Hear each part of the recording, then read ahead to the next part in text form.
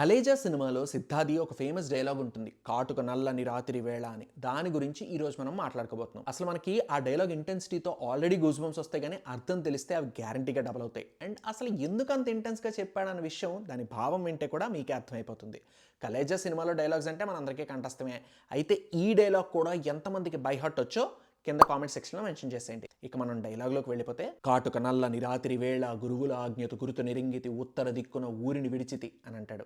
అంటే సినిమా స్టార్టింగ్‌లో మనకి ఊళ్ళో అందరూ చనిపోతుంటే కాపాడడానికి ఎవరొస్తారు స్వామి అని సిద్ధ అడిగితే ఆ గురువు కొన్ని గుర్తులు చెప్తాడు. నేరేడు పండు లాంటి కళ్ళు, అరిటాకంత చెయ్యి, తుఫాన్లా పరిగెడతాడని.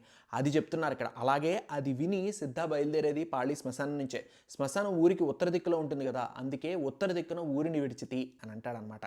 నెక్స్ట్ లైన్స్‌లో పల్లెలు పురములు పట్టణంబులు పేటలు దాటితి కోటలు దాటితి అడుగులు దాటితి మడుగులు దాటితి అన్నీ దాటితి అని అంటాడనమాట. ఇది ఇంకా అందరికీ తెలిసిందే. పల్లెటూర్లు పట్టణాలు గ్రామాలు అలాగే చెరువులు నదులు ఇవన్నీ దాటుకుంటూ వచ్చానని. తర్వాత బొటన వేలుతో నెత్తురు పొంగక పులుపుగా నుదుట విభూది ధరించితే అభిషేకించిన ఆకాశానికి జ్యోతలు చెప్పుచు చెలగుచు మడి వస్త్రంబులు కట్టితే మండలమ్ముగా మాగిన పెమ్మట భైరవుడయ్యి శత్రువుని చంపగా అని అంటారు.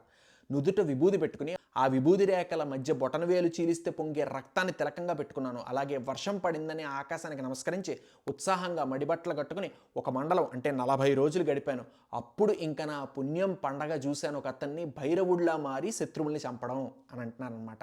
నెక్స్ట్ లైన్స్లో చూచి తినెవ్వరు చూడని లింగం నిరూపధమగు నిశ్చలలింగం ఆదితేజముగు ఐక్యలింగం పురాణ ప్రథమగు పవిత్రలింగం శివ అని అంటారనమాట.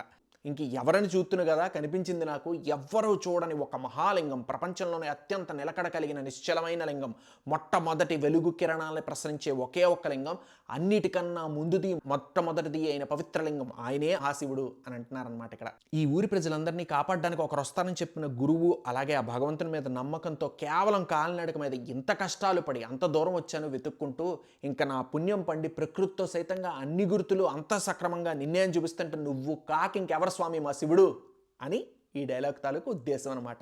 అందుకే అతను అంత ఇంటెన్స్గా చెప్పాడు. సో ఎలా అనిపించింది మీకు? ఇలాంటి విశేషాలు మరిన్ని తెలుసుకోవాలనుకుంటే ఫాలో అయిపోండి వెనితర వాకిట్లో.